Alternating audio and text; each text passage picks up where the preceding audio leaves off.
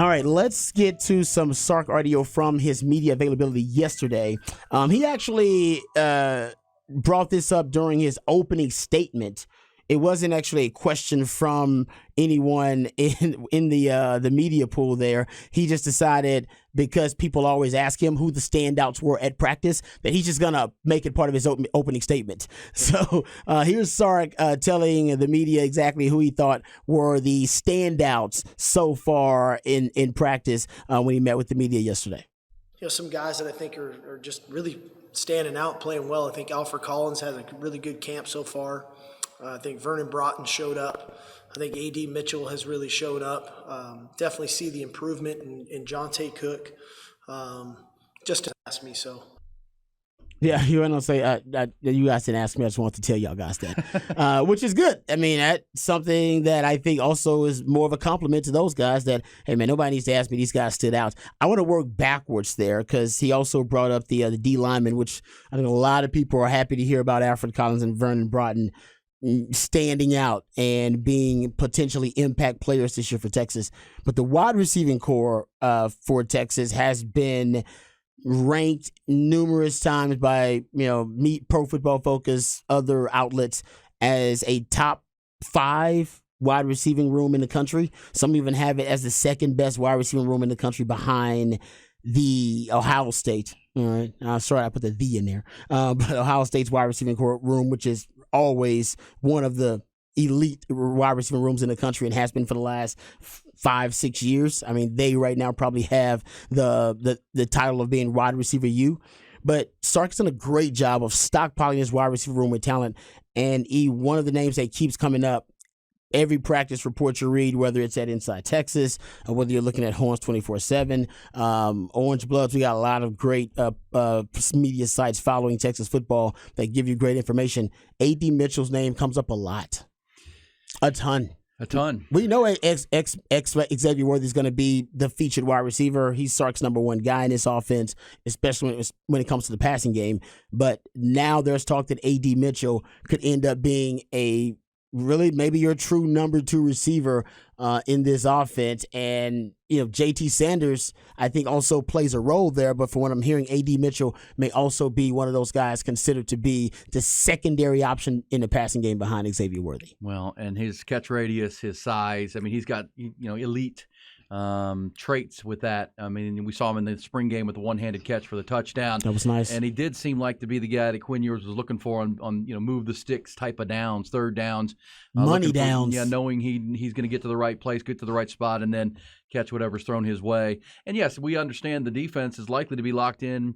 And as you say, the mathematical equation of if you double X-man, you're going to get single coverage in other spots. A.D. Mitchell is going to beat most guys in single coverage. And, look, he came from Georgia. He left a national championship program back-to-back years he was a big, integral piece of those championship runs.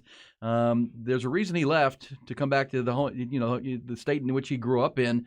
And that was to be in more of a passing offense that featured the wide receiver, I think, was a big part of that.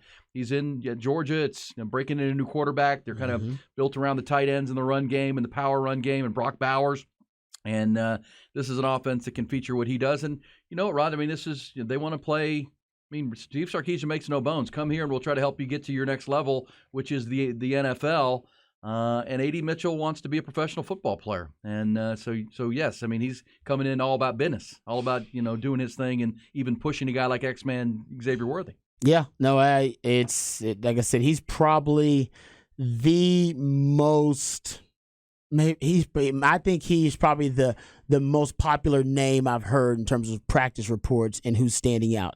I've probably heard his name more than I've heard any other player from various different reports from everywhere. Now you have Sark himself saying, no, that guy's standing out. Well, to your point about Ohio State, I mean, I don't think there's any debate that the Buckeyes with Marvin Harrison Jr. and Emeka Egbuka have the top 2 receivers, right? The tandem in the country, because Marvin Harrison Jr. is seen as a... And didn't think about the guys that just left in the NFL that are also balling out of control with they've been foreign guys in the NFL. Brian Hartline, their offensive coordinator and wide receivers coach, is just the best at what he does, recruiting and then developing these players, and that's what he's selling to them on the recruiting trail. But Marvin Harrison Jr., the son of the great Marvin Harrison, is seen as a Calvin Johnson type generational prospect at wide receiver for his size and speed and everything that goes with that. And Egbuka is really a good player too. But boy, when you're going when you start hearing Steve Sarkisian, just go out of his way to talk about Jonte Cook, a true freshman out of DeSoto, where is he on this list? I mean, he's 4, 5, 6. I mean, where is he? You're going pretty deep down the receiver hole there. That I don't know that there's a receiving room in the country that's as deep as what Texas can throw at you. If Jordan Whittington, Isaiah Nayer is back healthy, that's a deep room. It is. We forget about Isaiah Nayer because he got hurt last year. This guy had double-digit touchdowns in Wyoming. I mean, he was a true deep threat before he got hurt, and he may be rounding into form too. Speaking of all those weapons, remember Sark actually even mentioned that he may expand the rotations at wide receiver. And this is a guy that really does not like that. He likes a really tight rotation of wide receivers. He likes to funnel targets to just a certain group of wide receivers, and you really don't see him rotate a lot of guys. Tom Herman loved to rotate a lot of wide receivers in. Well, that was popular around here, too. Yes, he did. He liked everybody to play. Right? He's one of those guys. Everybody got some. Why is Kai Money on the field on third down in the fourth quarter? Exactly. We love Kai Money. Yeah, in the red zone, take Colin Johnson out and put in some other guy, and it's like, you take out your 6'5" wide receiver. But anyway, getting back to it, I digress.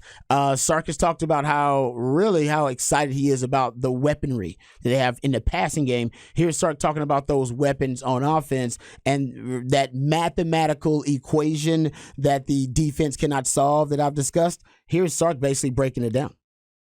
I'm very comfortable with more than 2 out there right now on our team. And obviously Xavier, we know what he is. And he's really versatile. Sometimes I think he's almost better in the slot than he is outside. I mean, he's a very versatile player. I think what AD, Isaiah Nayer bring is very unique with their length and their ability to make contested catches. I think Jonte sometimes falls into the mold of Xavier where he's kind of can play inside and or outside, and then Jordan kind of being very comfortable in the slot.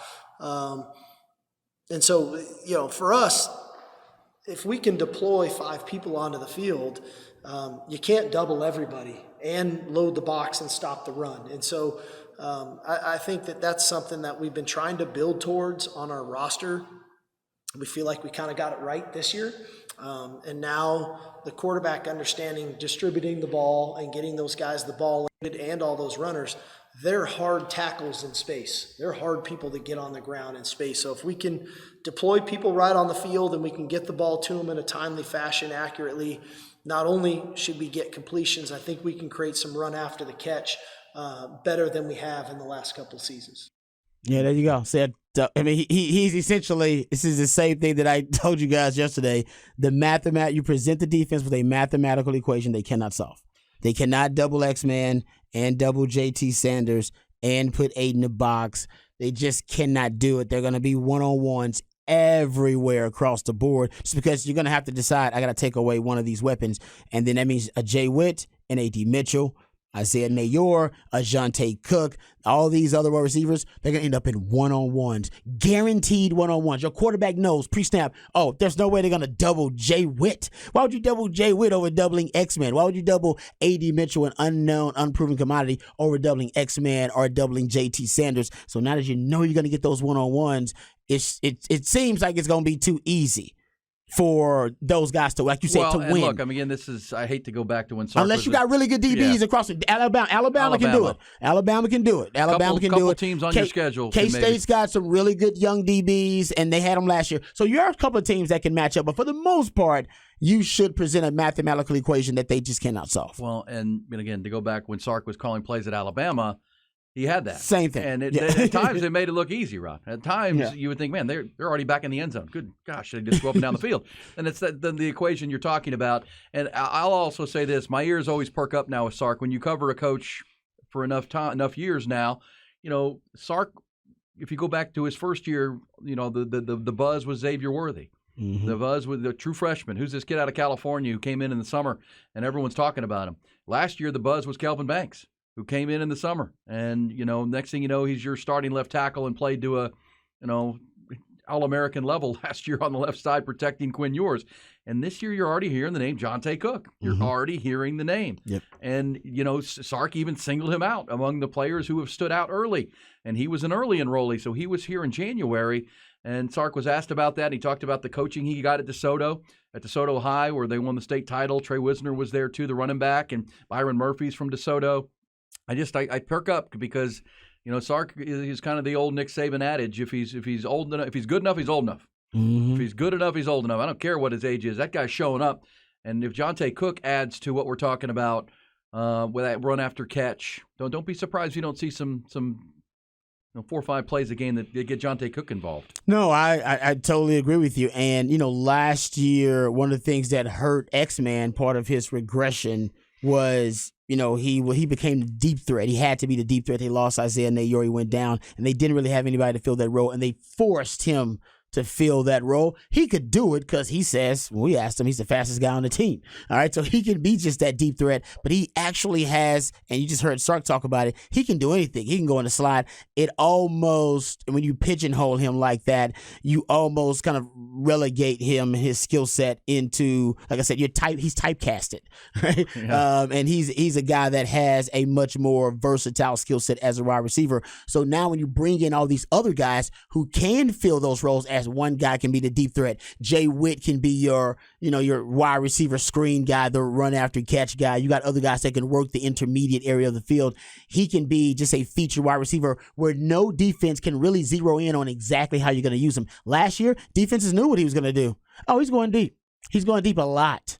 All right, and out of those 44 deep targets, 20-plus yards or more, I think he caught 9. That's not a good percentage. Yeah, exactly. But this year you won't have that. This year you don't know who's going deep. Yep. This year it could be Jonte Cook, could be a Nayor, could be A.D. Mitchell. Yeah, a lot of Could guys. be X-Man. A lot of guys. And I heard Sark say something there perked up when he said, spread it to create those mismatches, but also to run the ball.